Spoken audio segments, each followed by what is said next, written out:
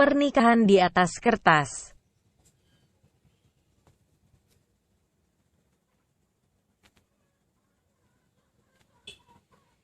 Jangan lupa subscribe ya. Dukungan kalian untuk berkembangnya channel novelku. Jangan lupa tersenyum. Kamu berhak bahagia, setidaknya untuk orang-orang yang kamu sayangi. Jangan lupa jaga kesehatan ya.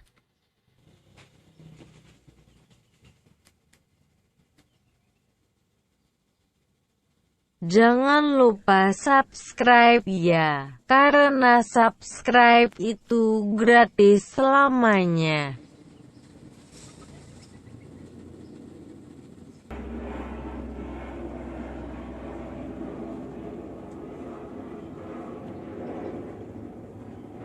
Chapter 36.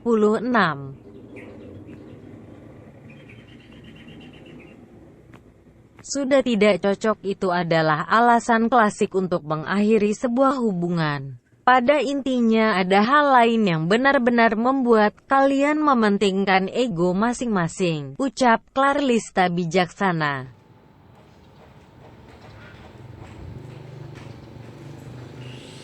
Aku pernah menjadi korban penipuan pada bisnisku dulu dan membuat aku memiliki hutang yang sangat banyak. Saat itu juga aku down dan Raka malah memutuskan aku hingga membuatku semakin down. Intinya kami putus karena Raka tidak ingin memiliki kekasih yang banyak hutang. Bukan karena ego, jelas Senja sambil tersenyum. Aku minta maaf ya udah bikin kamu sedih karena teringat masalah itu, ucap Clarlista memegang tangan Senja.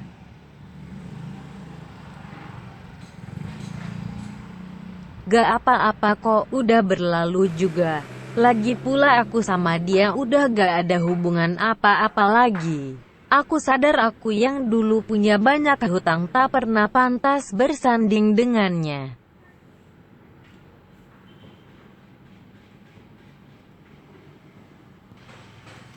Senja merendahkan dirinya sendiri. Ia sadar akan dirinya yang tak memiliki apapun untuk bisa dibanggakan.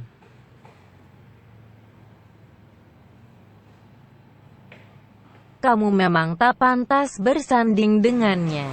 Karena orang baik hanya pantas bersanding dengan orang yang baiknya tulus juga. Kamu lebih pantas bersanding dengan Pak Fauzan. Karena ia lebih bisa mencintaimu dengan tulus jauh lebih besar dari Raka.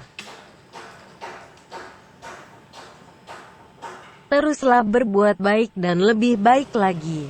Hingga Sang Pencipta menghadirkan orang yang benar-benar terbaik untuk bisa menemanimu. Dan bersanding denganmu dalam melakukan hal-hal baik yang lebih banyak lagi.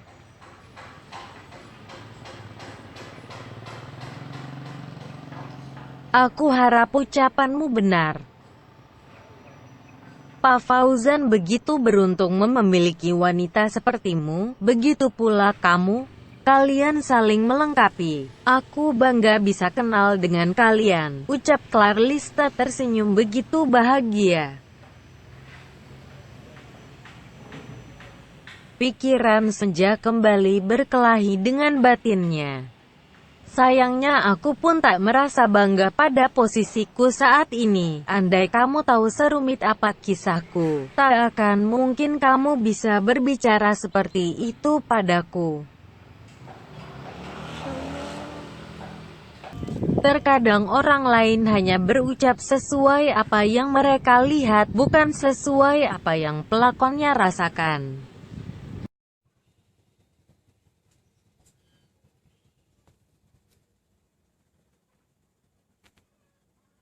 Sesampainya di bandara, Aksa mengendarkan pandangan Ju untuk mencari supir yang dikirimkan untuknya. Apa Anda yang bernama Ferdi yang ditugaskan oleh Lindia? Tanya Aksa menghampiri seseorang. Iya Bapak Aksa, saya Ferdi Pak. Bawakan koper saya ya, seru Aksa yang langsung masuk mobil. Melewati padatnya jalanan kota Surabaya, Aksa sambil terus berpikir akan rencana selanjutnya. Keinginannya untuk benar-benar memisahkan Fauzan dengan sang adik dan ibunya harus segera tercapai.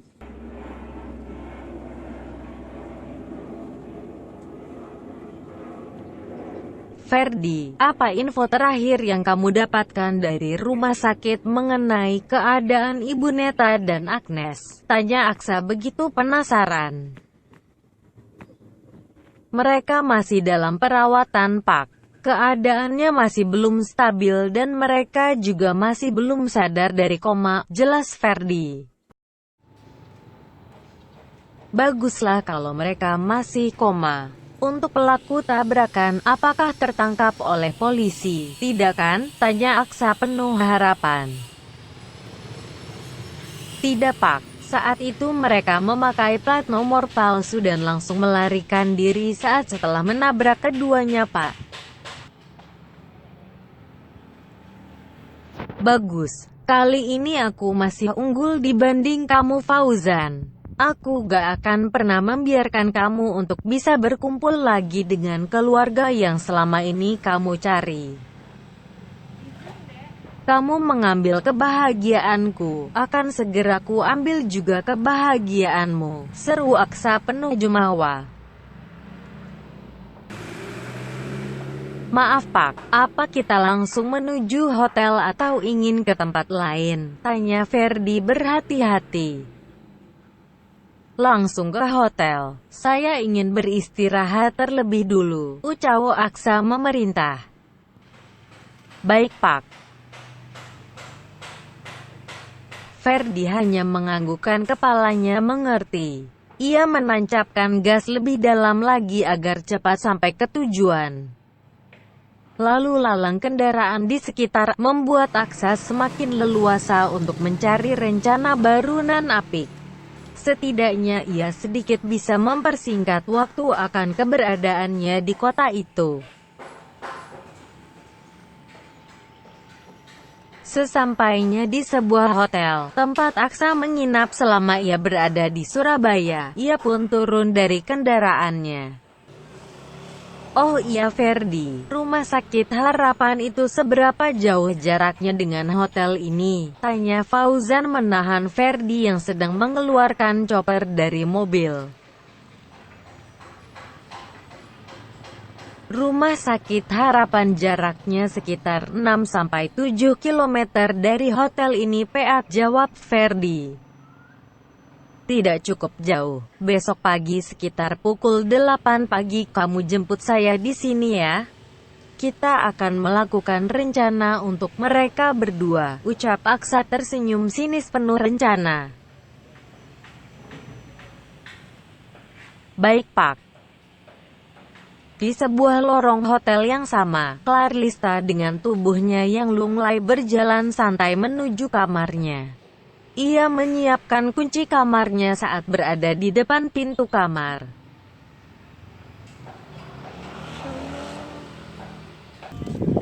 Akhirnya sampai kamar juga. Udah lelah banget aku, pengen istirahat secepatnya, seru Clarlista sambil mencoba membuka pintu kamarnya.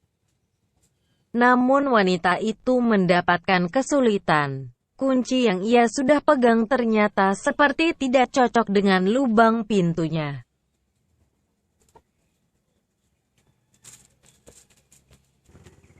Ih kenapa sih? Nyebelin banget deh, bersahabat dong. Aku udah capek banget nih, ucap Clarlista menahan kesal. Di sisi lain Aksa masih mencari kamar yang sudah ia pesan. Dahinya berkerut kala ada wanita yang memaksa membuka sebuah pintu kamar, yang ternyata kamar yang ia pesan. Maaf mbak, kenapa ya? Tanya Aksa ramah. Apaan sih? Ini kamar saya, susah dibukanya nih, seru Clarlista dengan begitu galak. Maaf Mbak, coba dilihat lagi kunci Anda dan coba Anda samakan lagi dengan nomor kamar Anda, seru Aksa kembali menekankan kata. Clarlista kembali memerhatikan kunci yang ia pegang dengan nomor kamar yang ada di hadapannya. Dan ternyata benar, kunci yang ia pegang tidak sama dengan kamar yang ada di hadapannya. Kunci yang Anda pegang bernomor 615. Sedangkan kamar yang ada di hadapan Anda bernomor 616 dan itu kamar yang saya pesan. Jadi intinya Anda telah membuka paksa kamar saya tanpa seizin saya.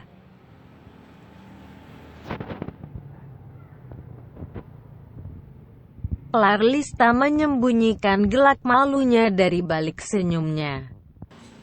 Iya, saya minta maaf Mas. Saya lagi kecapean banget jadi kurang fokus, ucap Clarlista menyingkirkan gengsinya.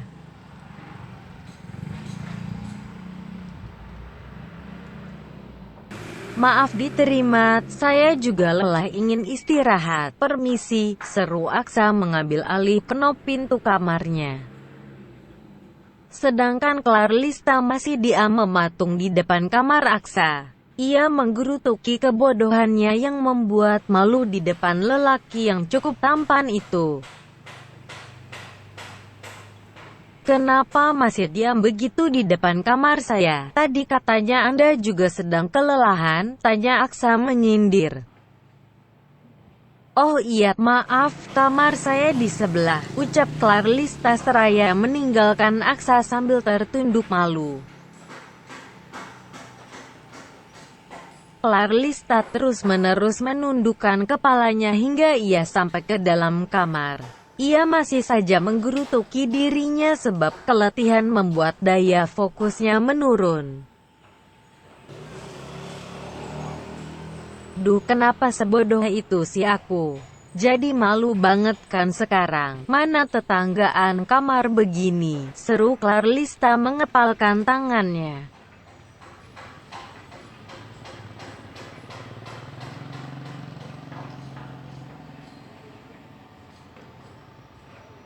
Kembali ke ruangan VIP di Rumah Sakit Harapan, Fauzan dan Senja tak begitu menggubris apa yang dibicarakan Clarlista. Setelah Clarlista pamit untuk pulang, ia masih berharap tak akan ada hal yang buruk terjadi selanjutnya. Senja pun juga tak merespon buruk karena memang bukan suatu hal yang terlalu penting.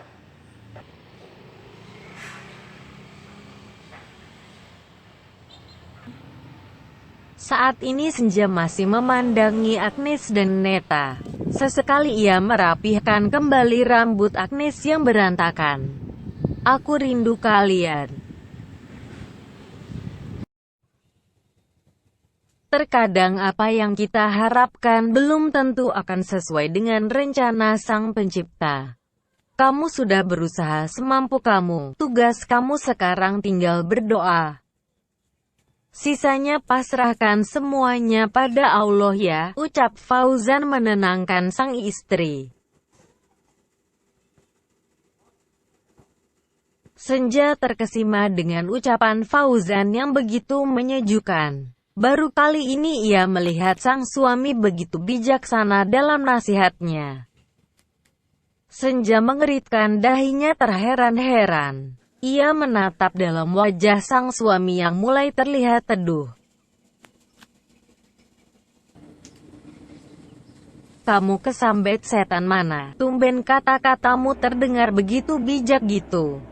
Kayak motivator-motivator yang ada di televisi gitu, ucap Senja menyindir.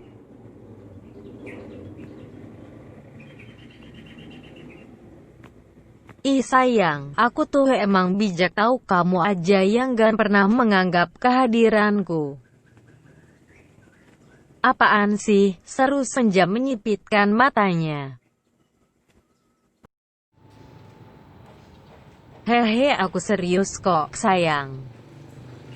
It's up to you. Oh iya, tapi aku heran deh, tumben banget kamu gak ngegas saat tahu kalau Clarlista kesini malah membicarakan masa lalu aku. Biasa aja. Kenapa juga aku harus cemburu dengan seseorang yang begitu bodoh? Aku ini pemenang karena aku telah berhasil memilikimu sepenuhnya.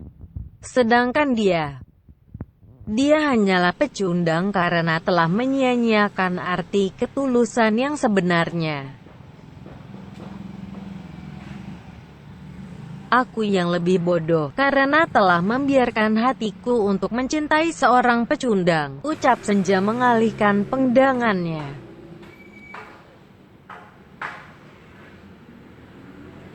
Aku sangat mencintai kamu. Tapi aku sadar, perasaan itu gak bisa dipaksakan. Aku akan terus menunggu kamu, sampai kamu juga membalas perasaanku, ucap Fauzan sambil menggenggam erat tangan Senja.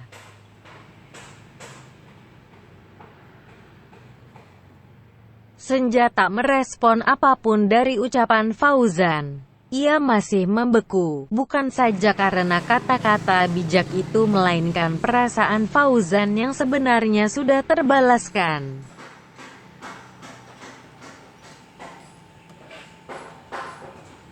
Wanita itu berkali-kali melemparkan pandangannya ke seluruh penjuru ruangan. Nampaknya ada sesuatu hal yang membuat Fauzan berubah menjadi lebih manis.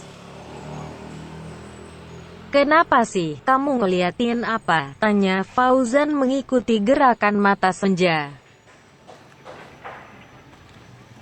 Di rumah sakit ini kayaknya banyak setan deh. Setan bijak, lalu kamu kerasukan deh dan jadi bijak gitu kayak sekarang. Heh ya ampun, ada-ada aja kamu tuh.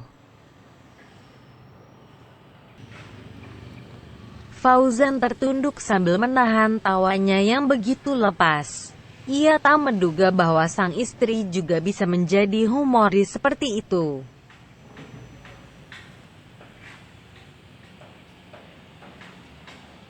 Tapi kamu janji ya, gak akan ngelakuin hal buruk apapun ke Raka.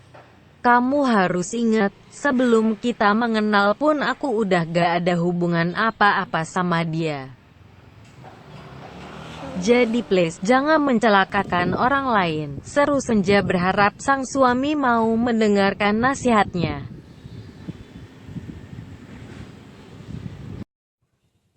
Aku udah bilang tadi kan, pemenang tak akan mau mengotori tangannya untuk sekedar mengusik pecundang.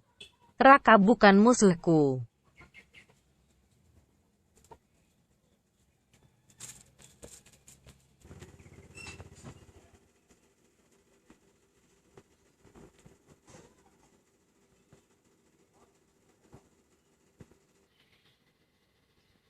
To be continue.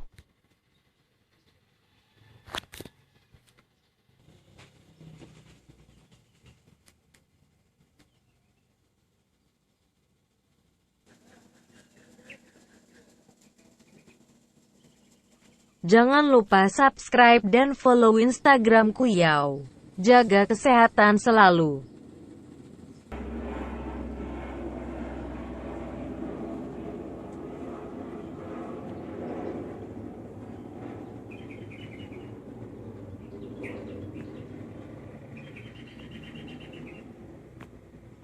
Thanks for watching.